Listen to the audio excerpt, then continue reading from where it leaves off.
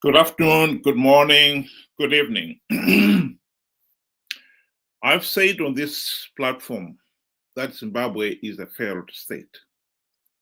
And one of the reasons why we are a failed state is the failure to hold free, fair, and credible elections. This video of Siphosami Malunga has been circulating on social media. And I think it is important that we should really debate some of the issues that Malunga is raising in this video. What I would like to do is play the video through and then pick one item at a time and discuss it. So bear with me. It's a short one. Zimbabwe is that you have a ruling class that's driven by self-interest. We no longer have national interests as the critical determinant of how people in public service behave. If you had, then people would always do what is in the national interest.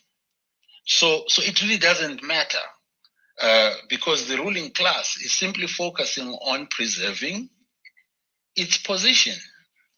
We have a predatory elite that's literally sucking everything from public service, public resources, public opportunities, economy, and everything is gravitating towards that small little elite. It doesn't really care, right? And it will then, of course, use its backup, which is the coercive apparatus of the state, to then move in to preserve whatever happens.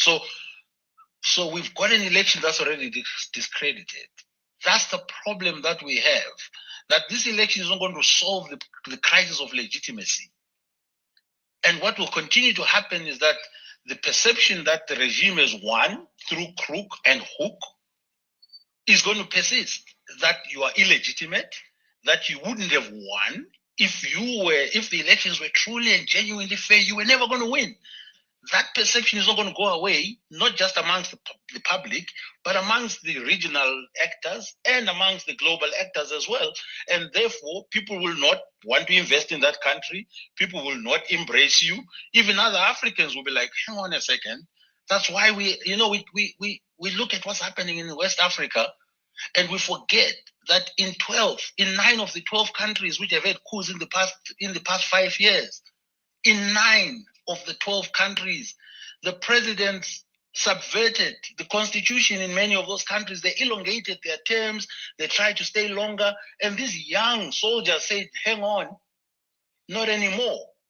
We are not saying that's what's going to happen in Zimbabwe, but if you keep having this, at some point in time, something will have to give, whether by public uprising or by the military or by somebody saying, it's your time is up. So that for me is the view. The election won't resolve the problems of Zimbabwe. I think it will actually exacerbate them. That's my view. Well, the election exacerbates Zimbabwe's political problems. I think that is an interesting issue. But let's pick the issues one by one. And by self-interest, we no longer have national interests as the critical determinant of how people in public service behave. If you had, then people would always do what is in the national interest. So it really doesn't matter because the ruling class is simply focusing on preserving its position. We have a predatory elite that's literally sucking everything from. Then we have got a predatory elite. Good day to you. Good day to you and good day to our viewers. Thank you for joining us. On that part, I agree with him to say, those in leadership in Zimbabwe, they are not accountable to anybody. It's either their way or the highway. They do as they please. You can't do anything to me. We are in power. And we have heard ZANU-PF saying, tichangotonga, tigotonga, skamadongamira nyanga. You know, that's a declaration. That's a very powerful declaration. To say we are going to rule until, you know, that shows that, you know, they are defiant. You know, nobody has got the power to stop them. That is the perception that they are creating. So I agree with him to say, you know, they really are not accountable to anybody, and they do as they will. That is very true. But we've got also to move on and say, in this particular case, as much as we accept that we have got in ZANU-PF the ruling elite, we have got the carte blanche powers to rig elections. And they've been rigging elections ever since the country's independence. We cannot also run away from the fact that we have had 45 years to realize that ZANU-PF is a corrupt and tyrannical regime. We, in that period, in the late 1990s, realized that reality and decided that the only way to address it was to elect opposition leaders whose number one task would be to implement the democratic reforms to stop ZANU-PF rigging the elections. And we have elected MDC, CCC for the last 25 years to do that task. The question then is, why they in turn become the predatory ruling elite joining ZANU-PF. And the truth of the matter is, ZANU-PF bribed them. Mugabe bribed Morgan Tsvangirai and company during the GNU when they had the golden opportunity to do so, to implement the democratic reforms.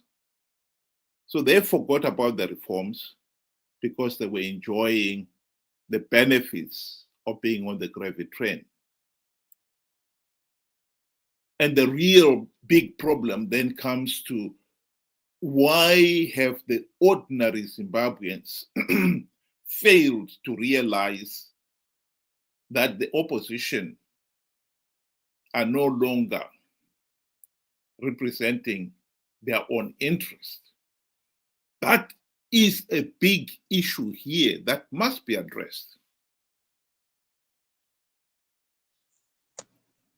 I agree with you. You know, it's a very, very good question to say, why, you know, is it that the citizens or the people of Zimbabwe are failing to understand, you know, I would put it this way, are failing to understand what needs to be done to stop, you know, rigged elections, basically, or to stop participating in rigged elections. You know, this question has been, I think we've spoken about it so many times. And every time when we think we have explained it, you know, further, the question still comes back. What is the way forward? And to me now, it looks as if it is not the absence of the way forward, but it is because we do not want the way forward. And the way forward, you know, there's a statement that you had put, that was on the screen by Mr. Colton, where he says the 2013 elections were so flawed and so illegal that the logical step was to withdraw. And this can apply to what? To us as the citizens of Zimbabwe. The elections are so flawed, are so illegal, that even the 2023 elections were said to be not even, in accordance to our own constitution. So if you find your elections, they are so, I don't know the best word that I can. They're so deceitful, devious, all those bad words are what can describe our elections. Such that the only logical, thing to do is to stop participating. But now here is the catch. We are so afraid now, as citizens, we are so afraid that ZANU-PF is going to put, what you call their own opposition. That is the excuse that people are saying. If you don't participate, ZANU-PF is going to put the opposition. And I said to you, an election in Zimbabwe has to have the citizens participating. That way, legitimacy at the end of the day, or democracy, can prevail. But if the citizens do not participate, citing that our elections are illegal, no matter how many smaller parties or segments of ZANU-PF come through, or it does not matter. Legitimacy at the end of the day is given through our participation. And I hope, I've tried my level best to explain this. It is the citizens of Zimbabwe that give legitimacy and credibility to a process. If we do not participate, citing all these irregularities, there will not be legitimacy. That is not the democratic will of the people. The people have refused. It's just that simple. I hope I've made, some form of explanation to those that want to hear. Thank you. Well, let's go back to the SADC, the Election Observer Team's report. They participated and came and observed the 2023 elections.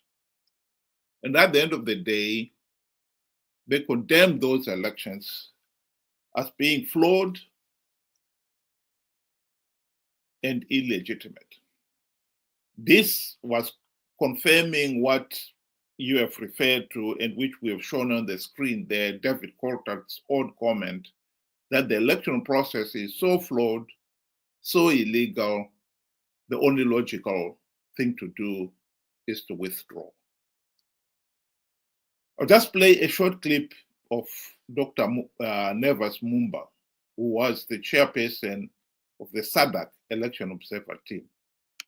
Well, thank you so much. First of all, let me be clear that the changing of any dynamic or situation in any of our African countries is a preserve of the citizens of that country, in this case, the Zimbabwean people. An election observation team goes there to support the process by observing and being able to release a statement of our observations that, for instance, in Zimbabwe, we raised several issues of transparency and also the independence of the Electoral Commission. corruption and things which happen in many other countries, But at the end of the day, once we produce the report and make it available to the Zimbabwean authorities and eventually to the Zimbabwean people, it really remains the preserve of the Zimbabwean people to fight for the freedoms that they need themselves and to correct those issues that have been observed. The reason why we have multiple observation missions is to ensure that, there's a comparison, taking place between the SADC report and the European Union report, the African Union report. And then they can see that those issues that repeat themselves in all these reports, it's up to the Zimbabwean people. And this is where I appeal to all political leaders, not only in Zimbabwe, especially the elections that are coming in Mozambique, that are coming in South Africa, in DRC. We have to make up our minds that, look, at the end of the day, once the people in the country are given an opportunity to monitor the elections, because they also monitor, it starts not during the day of the elections. They must make sure that the constitutional lacunas that can affect a good election are dealt with months before the election. And they must fight to ensure that there's a level playing field. They should never wait for the time when the election is taking place. They must also insist that the electoral commissions and the governments in those countries abide by international norms in holding democratic elections. And this fight must be more vicious before the election comes.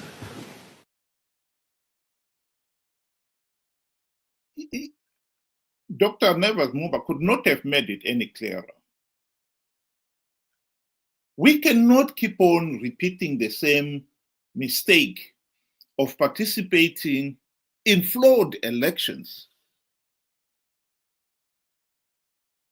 knowing fully well that if we participate, we give the process legitimacy. And then turn around at the end of the day and say, oh, the electoral process in Zimbabwe cannot give legitimacy to the result. Of course it won't. If the process is flawed, there cannot be legitimacy. Why are we failing to insist on making sure that the process is free, fair, and credible? Why are we keeping on participating in a process that we already know is flawed? ZANU-PF has got good reasons to carry on with the flawed process. That is the only way ZANU-PF is going to retain power.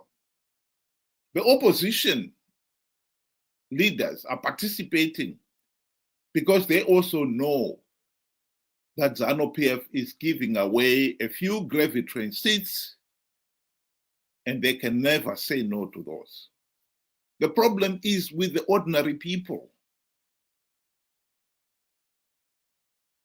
Why are you participating in a process that you know is flawed, that you know if you participate, you give ZANU-PF legitimacy, and you yourself get absolutely nothing out of it? That is where the problem is. And so to come up with a sweeping statement of elections in Zimbabwe cannot solve the question of legitimacy is ridiculous. Of course it can. It depends on the election process. If you make sure that the election process is free, fair, and credible, why would it fail to give legitimacy? But if you keep participating in a flawed process, of course, don't be surprised that at the end of the day, you will have a disputed process. And by the way, the opposition have been participating in these flawed elections, knowing fully well that the process is flawed, out of greed, as David Coulthard has clearly admitted in his in his book, The problem in Zimbabwe, why the electoral process has failed to produce a legitimate regime, is because the people themselves are so naive, ignorant, and gullible that they've been conned into believing that they can win rigged elections. Chamisa blatantly lied to the people that Triple C was going to win 2023 elections because he had plugged all the vote-rigging loopholes. People believed that the idiotic lie, and they participated. And the day after the voting was done, he was the first one to admit that ZANU-PF had rigged the elections. And the people themselves never even questioned him. That is where our problem lies. We have a naive and a gullible electorate that even the intelligentsia are failing to take the likes of Chamisa to task. Why he keeps telling them, the people, a blatant lie and getting away with it. Ben, do you want to give your closing remarks? Now, in closing, I would want to say, it's sad, 45 years after independence, Zimbabweans are the biggest losers.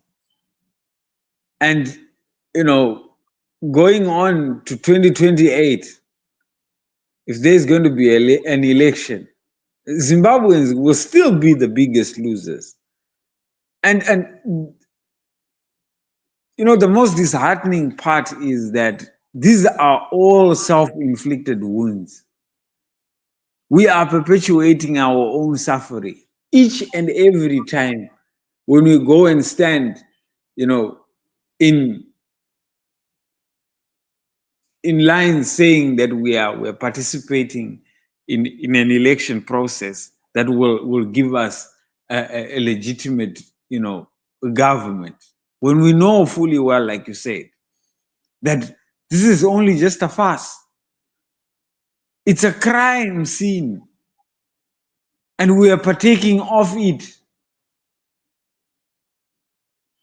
What will it take for us to realize how and why we need to fix our problem? We were singing praises for Dr. Mumba as he delivered that damning report. He spoke our mind. We supported him. He comes out with a solution. Oh no, we don't want that solution. So are we then only just, we're like people that, look into the mirror and we see there is a blemish on our face and we still walk away thinking that, it's sorted out. You have to clean it. You have to remove it, wipe it away. This is what Dr. Mumba is saying. Before you even go to an election that would be, illegal, will be flawed, fix it, then proceed and have your election.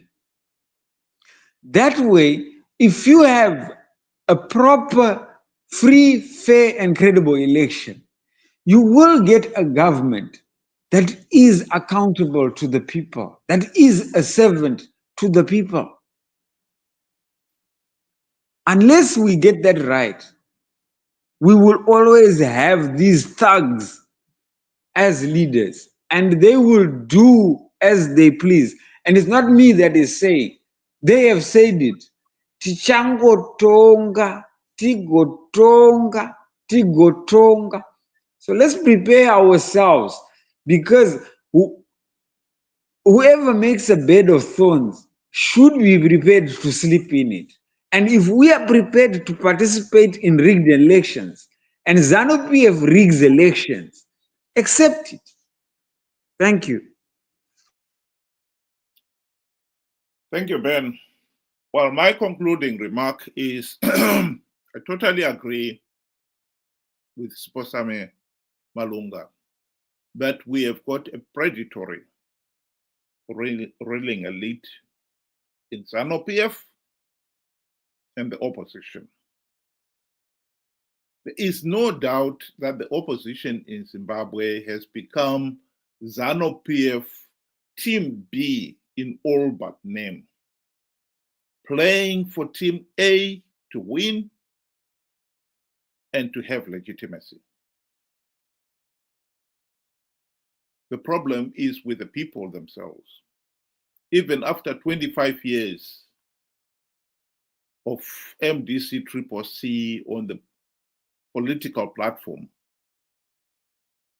and having absolutely not even one token reform implemented, the people still believe that the system is working, that the opposition will deliver the democratic changes the nation has been dying for.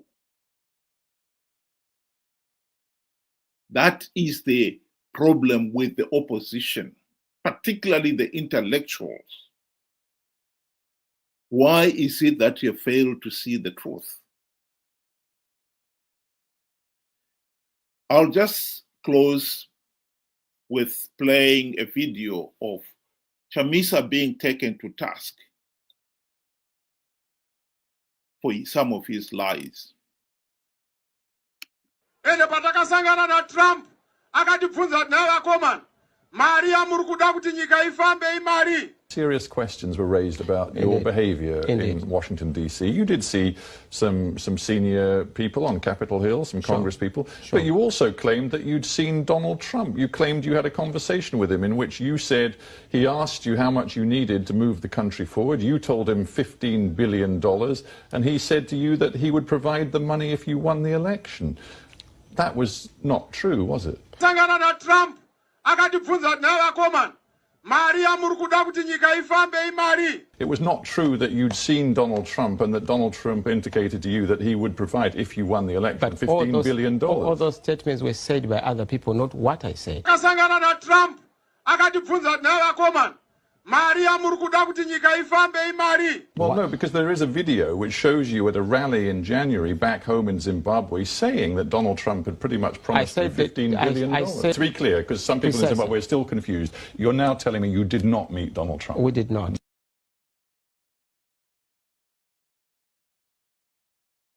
So, in conclusion, it is disappointing, to say the least, that Zimbabweans, particularly the intellectuals, now readily acknowledge that in the ZANU-PF and the opposition, we have got predatory political leaders.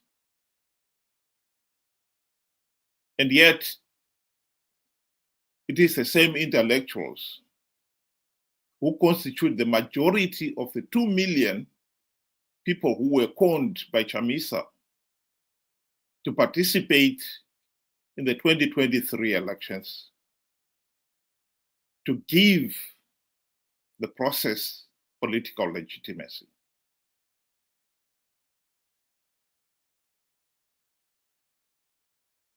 There is no rational explanation why 2 million, nearly 2 million Zimbabweans voted, participated in a process which they knew will never produce a legitimate government. And then they've got the audacity to say elections in Zimbabwe cannot solve the problem of legitimacy. Of course they cannot.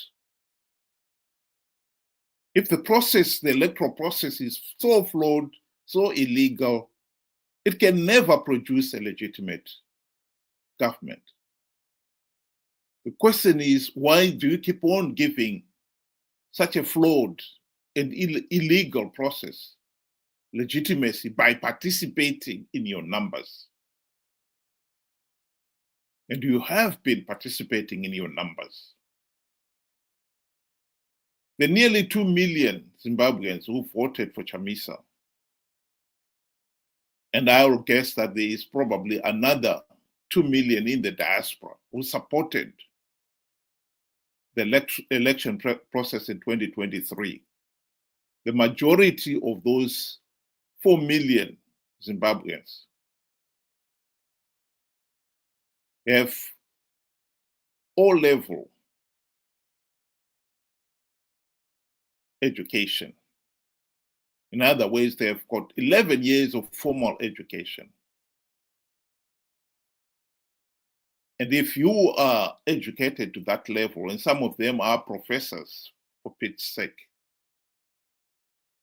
and you still do not even have the common sense to realize the sheer futility of participating in a process that you know is flawed, that you know is illegal, that you know will never produce a legitimate government, but will only perpetuate the nation's suffering, then you have the problem. You are the problem. Food for thought. Thank you very much for those of you who were able to join, and I hope you'll be able to join us again tomorrow, same time, 8 o'clock Zimbabwean time, 7 o'clock UK time. Good night.